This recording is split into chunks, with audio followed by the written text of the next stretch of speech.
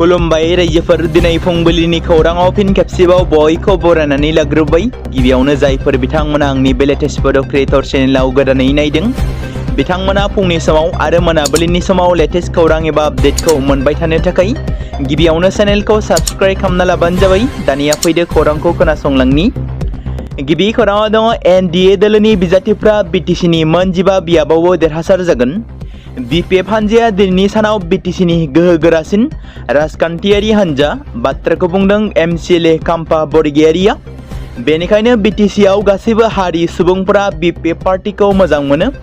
बर', कार्बि, राभा, मुस्लिम, बेंगलि, राजबंशी गासैबो एसेम्बलि बिसायख'थियाव जिबादि रायजो राजाफोरा मदद होदोंमोन बेबादिनो बे बारनि जानो गोनां एमएलए बिसायख'थियावबो बिटिसिनि मोनफ्रोमबो एलएसिआव बयबो हारिनि भटजों आरो मददजों बांसिनै बिपिएफ हान्जाया एमएलए सिटखौ मोननो हागोन।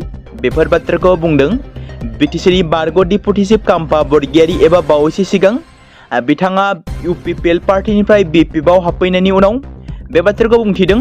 मख'जाथावदि मैया देबोरगावआव सा 40निबो बांसिन UPPLनि मददगिरि एबा मावथिफोरा बिपिएफ दोलोआव हाबदों आरो बिटिसिनि एमसिएलए खाम्फा बरगयारिनि नुजाथिनायावनो मैया तिनालियाव थानाय बिपिएफनि ब्लक मावख'आव सा 40 UPPLनि मावथिफोरा बिपिएफ हान्जायाव जयनिं लानाय हाबाफारियावनो बेफोर बाथ्राखौ बुंदों। बावखुंग्रि विधानसभा बियाबनि बिपिएफ दोलनि बिजाथि रूपम बर'नि हेंथायै पृथ्वीराज नारायण देब मेचनि गोख्रों फिनजाथाय। बड'लेण्ड मार्टियास सिमेटारियाव थांना पृथ्वीराज नारायण देब मेचआ गोख्रों फिनजाथाय होदों। रूपम बर'य बादि बिटिसिनि बायजोनि मानसिया बिटिसिनि 6 सिडुल ओनसोलखौ फोजोबस्रांनो बिटिसिनि राजखान्थियाव हाबफैबाय। सांग्रां जा बर' रायजो राजा नोंथांमोन होननानै बिथाङा बुंदों आरो बिटिसिनि थागिबिफोरखौ सांग्रां जानो खावलायदों पृथ्वीराज नारायण देब मेचआ। पक्स' आयेन उन्दै बैसोआव हाबा लानाय गथ'सा लांखारनाय बायदि बायदि बिथिंखौ नोजोर बोनानै सांग्रांथिनि सायाव क'क्राझार डिस्ट्रिक्ट चाइल्ड प्रटेक्शन इउनिटआ मोनसे खौरांगिरि मेल लादों। 90 सान गथ'सा रैखाथि हाबाफारि सुरक्षित जायसब सनालि अखमनि जोबनाय हाबाफारिनि बाहागो महरै मैया क'क्राझार जिल्ला गथ'सा रैखाथि मावख'आव मोनसे सांग्रांथि हाबाफारि खुंफुंनाय जायो। बे हाबाफारिनि थांखिया गथ' रैखाथिजों सोमोन्दो थानाय आयदाफोरनि सायाव मेडिया रोंग'साफोरखौ सांग्रांथि होनाय, जेराव पक्स' आयेननि दफाफोर आरो गथ'फोरनि सोमोन्दै बोसोनखान्थियारि रिपर्टिं हुदाफोरनि सायाव जर'खा नोजोर होनाय जादों। बे हाबाफारियाव बाहागो लानानै जिल्ला आयेनारि सिबिथाय बिगोमानि गाहाय आयेनारि हेफाजाब रैखाथि बोसोनगिरि रतन जंकर बरगयारि बिथाङा सुबुं सांग्रांथि महर होनाय आरो खारिथिखौ बिबान गोनां गोसारहोनायाव खौरां बिजोंनि गोनांथार बिहोमाखौ फोरमायो। बे अभिमुखीकरण सोरजिलु सावरायनाय आरो गोहो बांहोनायनि थाखाय मोनसे प्लेटफर्म महरै खामानि मावदोंमोन, जाय खौरांगिरिफोरखौ गथ'साजों सोमोन्दो थानाय आयदाफोरखौ बांसिन सांग्रांथि आरो गेबेंजों रिपर्ट खालामनो हानाय खालामो होनना बिथाङा बुंदों। गुवाहाटीआव थावनि आंखाल गैया। जिल्ला कमिशनारआ बयखौबो बे समाव पेट्रल आरो डिजेलखौ लानानै जिंगासिनांगौ गैया होननानै फोरमायथिदों, जेराव रायजोनि सुबुंफोरा थावनि आंखाल नुजाथिगोन होनना गोबां पेट्रल पाम्पफोराव थांनानै गोबां बिबांनि थाव लानानै थांदों। बे बिथिंखौ नोजोर लाखिनानै कामरुप मेट्रपलिटाननि जिल्ला खुंथाया जिल्ला नाङैनो पेट्रल आरो डिजेलनि थोजासे दं होनना रोखा खालामना होदों। आंखाल जानायनि जेबो साननांगौ गैया।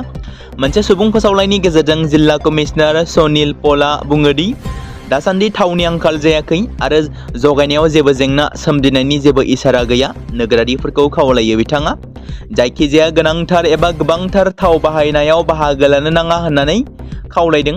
लोगोसे खुंथाया हेल्पलाइन नम्बर 1077 खौ फोसावदों, जेराव बे फन नाम्बाराव कल खालामनानै थावनि सोमोन्दोनि थानाय जायखिजाया अजदफोरनि फोरमायथि होनो थाखाय रायजो राजाफोरखौ खावलायहरदों। उदालगुरि द्राइभआव आयेन बेरेखायै दंफां मिलफोरखौ जब्द खालामनो हादों। हाग्रा बिफाना उदालगुरि जिल्लानि माखासे ओनसोलफ्राव आयेन बेरेखा आरो मिलफोरनि सायाव गोख्रों राहा लायो आरो आयेन बेरेखा आरा आरो मिलफोरखौ जब्द खालामनो हानायाव जाफुंसार जानो हादों। अपारेशननि समाव रंतली आरो बरिगावआव आयेन बेरेखा आरा आरो मिलफोरखौ जब्द खालामनाय जादों।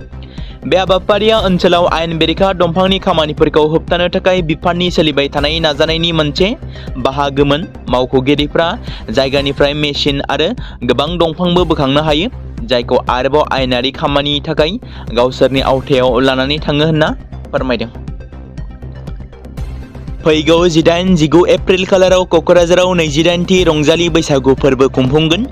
मख'जाथावदि 18 आरो 19 एप्रिल खालि साननैनि गाबगोनां हाबाफारिजों 28थि रंजालि बैसागु फोरबोखौ क'क्राझारनि रंजासालि गेवलां फोथाराव फालिनाय जागोन। बे फोरबोआव गोबां रोखोमनि बादायलायनाय जागोन, जेराव गोबांथार सुबुंफोरनि थुनलाइयारि बादायलायनायखौ खुंनाय जागोन आरो गोबां बादायलायनाय, मोसानाय, मेथाइ खननाय सुबिदा खालामनाय जादों होनना गुबुन गुबुन जिल्लानिफ्राय बाहागो लागिरिफोरखौ बादायलायनायाव बाहागो लानो थाखाय खावलायदों। बेनिखायनो गोसो गुदुं सुबुंफोरा रेजिस्ट्रेशन खालामग्रोनो आरो बांसिन फोरमायथिनि थाखाय 9435324641 जानबुं नम्बराव सामलायगिरिफोरजों सोमोन्दो लाखिनो थाखाय खावलायदों।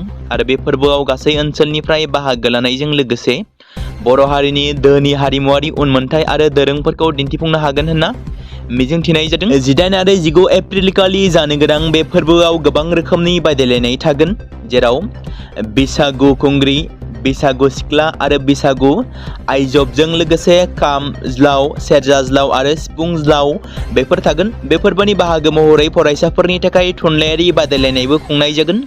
गुबुन गुबुन जिल्लानिफ्राय बाहागो लागिरिफ्रा बादायलायनायाव बाहागो लानो थाखाय बरायगोन। गोसो गुदुं सुबुंफोरा होखानाय जानबुं नम्बराव रेजिस्ट्रेशन खालामग्रोनो हागोन आरो बेनि थाखाय बे फोरबोआव गासै ओनसोलनिफ्राय बाहागो लानायजों लोगोसे बर' हारिनि धोनि हारिमुवारि उनमोनथाइ आरो दोरोंफोरखौ दिन्थिफुंनो हागोन होनना मिजिंथिदों। दासान्दि गोबां बारग' एनडिबिफोरनि हान्जाया गुबुन गुबुन राजखान्थि दोलोआव जगदान जानायखौ नुनो मोनबाय थादों। माब्लाबा हाग्रामा महिलारिनि दैदेननाय बिपिएफ पार्टिखौ मोजां मोनगिरिफ्रा बिपिएफआव जयनिं जानाय, माब्लाबा प्रमद बर'नि दैदेननाय UPPL पार्टिखौ मोजां मोनग्रा एबा UPPLनि खामानि मावनाय आदर्शफोरखौ मोजां मोनग्राफोरा UPPLआव जयनिं जानाय, बेफोरबायदिखौ नुनो मोनगासिनो दासान्दि। बेबायदिनो आरोबाव गोदानै शीला बसुमतारी, जाय इउनाइटेड फराम अफ एक्स एनडिबिनिफ्राय आफादगिरि बिबानखौ एंगारनायनि उनाव दायो बिथाङा गोबां गोदानै बारग' एनडिबिफोरखौ लानानै बिबान एंगारनायनि उनाव बिपिएफ दोलोआव आखाइ हमफैगोननि इसारा मोननाय जादों। 2 नं दतमा बिधानसभा बियाबाव UPPL दोलोनि परिबर्तन जात्रा रेलिया 3थि सानाव आगान होबाय। बे सायख'थि फोसावदिंनायजों लोगोसे 2 नं दतमा बिधानसभा बियाबाव UPPL दोलोनि बिजाथि राजकुमार नार्जारिखौ गोबां बिबांनि भटआव देरहासार खालामनो थाखाय दिहुननाय परिबर्तन यात्रा रेलिया मैया 3थि सानमोन आरो 3थि सानावबो UPPL दोलोनि दैदेनगिरिफोरजों लोगोसे बिजाथि राजकुमार नार्जारिया आखायाव प्लेग लानानै हानजा सुरनायाव बाहागो लादों। यात्रा हाबाफारियाव समस्तिनि गुबुन गुबुन गामिनि गासै आइ आफा रायजो राजाफोरजों रायदावलाङो राजकुमार नार्जारिया। राजखान्थिगिरि बद्रुद्दीन अजमलआ धोनिसिन बिजाथि महरै सिनायथि जादों। बे समाव फोरमान जादों। मख'जाथावदि जानो गोनां आसाम बिधानसभा बिसायख'थिनि बिजाथिफोरनि गेजेराव गासै 222 कौटि रांनि सम्पति फोसावदों बद्रुद्दीन आजमलआ। AIUDFनि दैदेनगिरि आरो बारग' MP बद्रुद्दीन आजमलआ गावनि नमिनेशन गथायनाय सानखालि 222.34 कौटि रांनि सम्पतिखौ फोरमायथिदों आरो आसाम बिधानसभा बिसायख'थि गेलेगिरि बिजाथिफोरनि गेजेराव बयनिख्रुइबो धोनिसिन फारियाव दं, जेराव बिथाङा गावनि सम्पतिफोरखौ एफिडेभिटआव बुंथिनाय बादिब्ला बिथांनि गासै सम्पति जेरै मोन 8 बेंक एकाउन्टआव थानाय नोगोद रांजों लोगोसे मुम्बाइआव थानाय मोन 6 बिजनेस फ्लेटनि रांनि बेसेना 52.43 कौटि रां आरो गावनियाव थाखानाय रांजों गासै बिथांनि प्रपार्टिया 222 करोड़नि बारा। बिथांनियाव मोन 6 गारि दं, जेराव बिथांनि बिसि रिजवाना बद्रुद्दीन आजमलनि आखायाव गंथाम गारि दं, जायनि बेसेना 2.17 कौटि रां जागोन। मख'जाथावदि all India United Democratic Front थामहिनबा AIUDFनि दैदेनगिरिया बेबादि फोसावनायखौ लानानै गोबां समाजारि बिजोङाव गोसारनाय आरो सावरायजानायखौ नुनो मोन्दों। फिसाज्लानि एकाउन्टआव 2 लाख रां सोनानै हरगोन होननानै डक्टर सांग्रां ब्रह्मआ आंखौ BPF दोलोआव जयनिं जाहोदोंमोन। बाथ्राखौ बुंदों कान्तेश्वर नार्जारि बिथाङा। थांनाय मैया चिरां जिल्ला 14 नं चिरांदुवा रुनिकाटा प्राइमारि UPPLनि आफादगिरि कान्तेश्वर नार्जारिया BPF दोलोआव जयनिं जादोंमोन, नाथाय फिन दिनै फुंबिलि समाव UPPL दोलोआव बिथाङा जयनिं जाफैफिनबाय। मख'जाथावदि 14 नं चिरांदुवार BTC बियाबाव हाई प्रफाइल राजखान्थि नेताफोरनि ड्रामाखौ नुनो मोन्दों। 12 घन्टानि गेजेरावनो UPPL, BPF आरो UPPL थांनायखौ नुनो मोन्दों। बे बाथ्राखौ मख'नो गोनांदि बिधान सभा बिसायख'थिनि साना खाथिनिफ्राय खाथिसिन सफैनाय लोगो लोगो राजखान्थि हान्जानि दैदेनगिरिफ्रा दोलो बारस्लायनाय, रायजो राजाफोरखौ सोमोनांहोनाय, सरासनस्रा भटारफोरखौ सोरजों थागोन, सोरनो भट होगोन गोनो गोथो खालामना गावबा गावनि मुलाम्फानि थाखाय दोलो बारस्लायनायखौ मुखुब नुनो मोनदोंसै। बेबायदिनो 12 घन्टानि गेजेरावनो मैया रुनिकाटा प्राइमारि UPPL नि आफादगिरि कान्तेश्वर नार्जारिया BPआव जयनिं जानायनि उनाव फिन आरोबाव दिनै फुंबिलियाव UPPL दोलोआव बिथाङा जयनिं जाफिनो। UPPL दोलोआव जयनिं जाफिननाय रुनिकाटा प्राइमारि UPPL नि आफादगिरि कान्तेश्वर नार्जारिखौ दुंब्रुदै बरायनानै लादों सिडली विधानसभा बियाबनि UPPL दोलोनि बिजाथि रनजित बसुमतारिया। गिबि मन्त्रिया नंखाय बाथ्रा बुङा। जेब्ला गिबि मन्त्रिया रायज्लायो अब्ला गासैबो सानथांखि आरो जाहोनफोरखौ नायबिजिरनानै बिबुंथि होयो। गिबि मन्त्रिया विधानसभा बिसायख'थिनि सिगां बेखौबो मख'दोंमोन दि बयजोंबो मोजां मोनजाग्रा रुंसारि जुबिन गार्गखौ बुथारदोंमोन। जुबिन गार्गनि थैनायनि सोमोन्दै बेराफारसेथिं सिंगापुराव सोलिबाय थानाय केसनि सायाव जोबथा बिजिरनायखौ कर'नार कर्टआ होबाय। जुबिननि थैनायनि सोमोन्दै मोननाय खौरांनि सायाव बिथा खालामनानै बिजिरसालिया रायाव बुङो दि जुबिन गार्गनि थैनाया जाब्रबथाय। दैयाव गोजावबाय थानाय समाव बिथांखौ रैखा खालामनाय जादोंमोन आरो बेयाव जेबो खैसार खालामनाय जायाखैमोन। बे रिपर्टखौ सिंगापुरनि मोनसे बिजिरसालिया होबाय, जेराव जुबिननि थैनायखौ लानानै आसामाव सोलिबाय थानाय केसआ सिंगापुरनि जाथाय बादि नङा।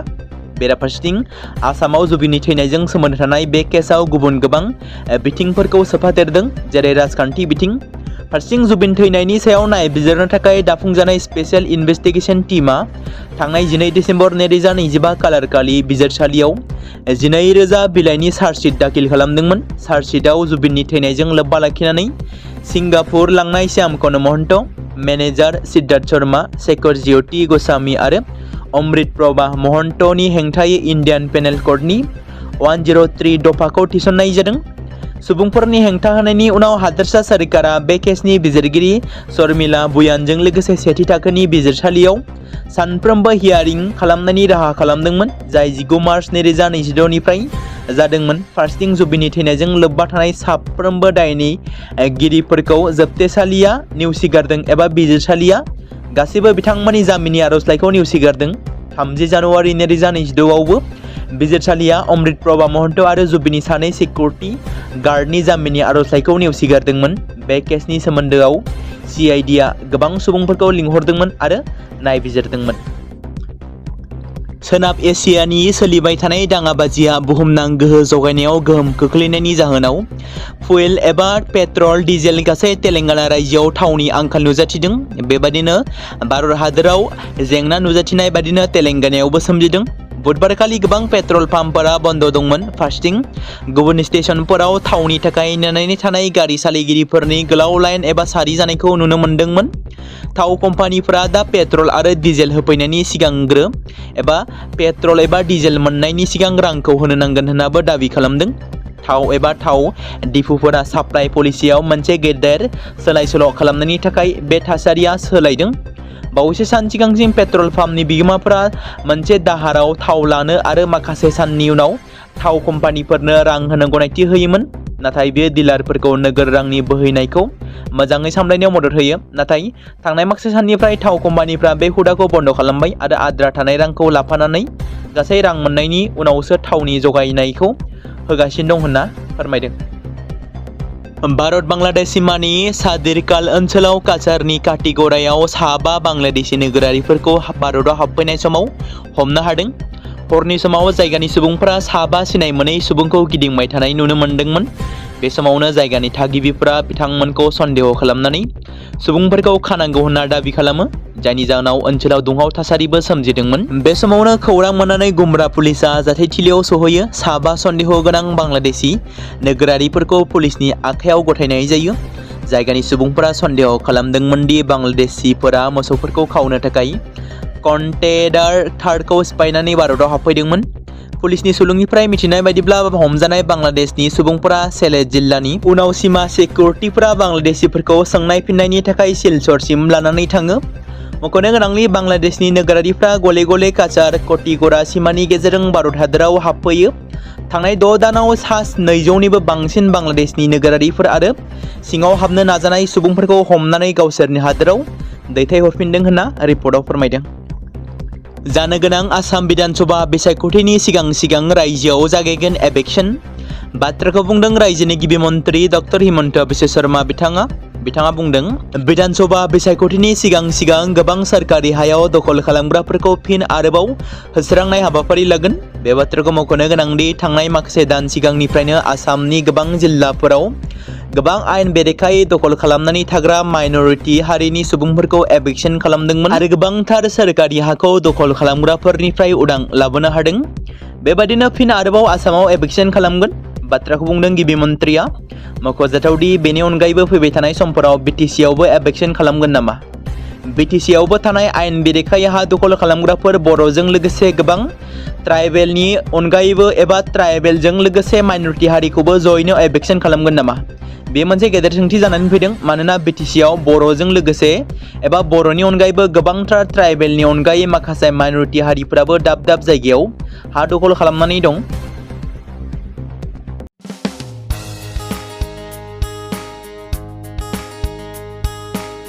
बे समाव मोनसे गोजोनथाव खौरां। बिटिसि हालामनि रायजो राजाफोरनि थाखाय मोनसे गोनां फोसावथाय। क'क्राझार जिल्लानि सिङाव थानाय बड'लेण्ड एकाडेमि सिनियर सेकेन्डारि स्कुला लानानै फैदों गोजोनथाव खौरां। बड'लेण्ड एकाडेमि सिनियर सेकेन्डारि स्कुला 2026 आरो 2027 सोलोंथाइ बोसोरनि थाखाय लानानै फैदों नार्सारिनिफ्राय लानानै थाखो 9 सिम फरायसा आरो फरायसुलिफोरनि गुन गोनां सोलोंथाइनि थाखाय खम बेसेनावनो गोदानै मुं थिसननायनि खाबुखौ होगासिनो दं।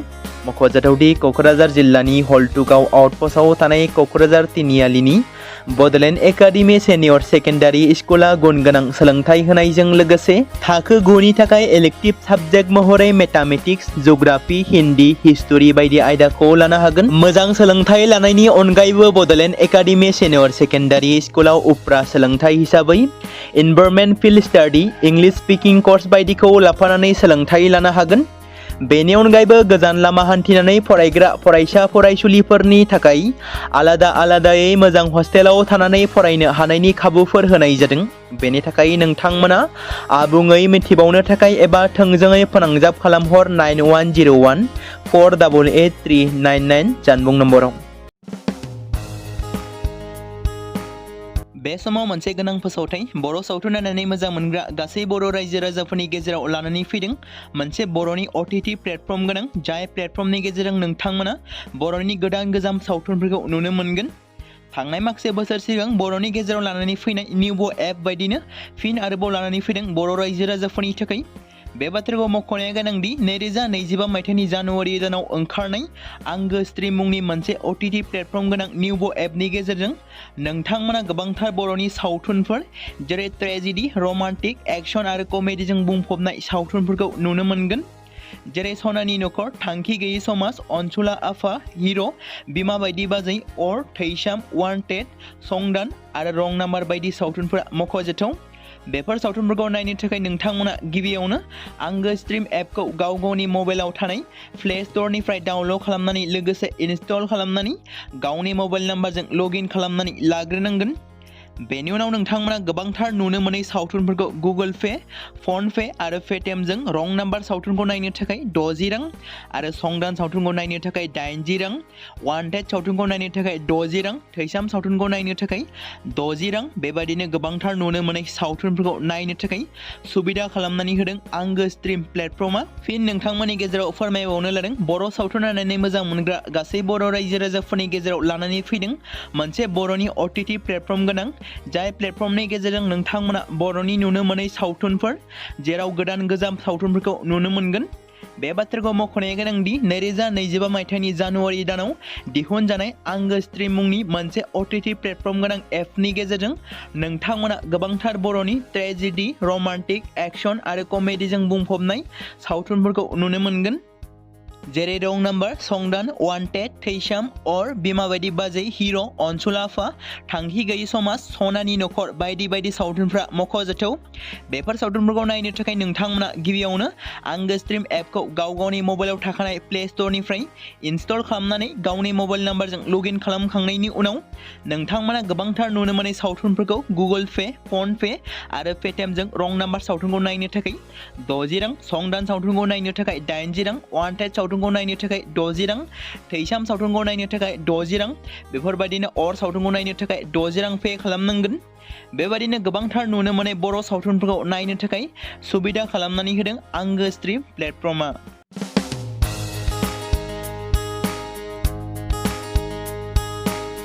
बे समाव मोनसे गोजोनथाव खौरां, बिटिसि हालामनि रायजो राजाफोरनि थाखाय मोनसे गोनां फोसावथाय। क'क्राझार जिल्लानि सिङाव थानाय बड'लेण्ड एकाडेमि सिनियर सेकेन्डारि स्कुला लानानै फैदों गोजोनथाव खौरां।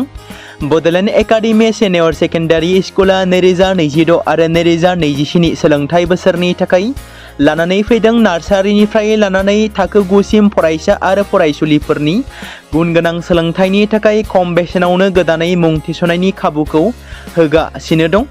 मख'जाथावदि क'क्राझार जिल्लानि हल्टुगाव आउटपस्टआव थानाय क'क्राझार तिनिआलिनि बड'लेण्ड एकाडेमि सिनियर सेकेन्डारि स्कुला गुन गोनां सोलोंथाइ होनायजों लोगोसे थाखो 9 नि थाखाय इलेक्टिभ साबजेक्ट महरै मेथामेटिक्स, जिअ'ग्राफि, हिन्दी, हिस्टरि बायदि आयदाखौ लानो हागोन। मोजां सोलोंथाइ लानायनि अनगायैबो बड'लेण्ड एकाडेमि सिनियर सेकेन्डारि स्कुलाव उफ्रा सोलोंथाइ हिसाबै environment field study, English speaking course बायदिखौ लाफानानै सोलोंथाइ लानो हागोन।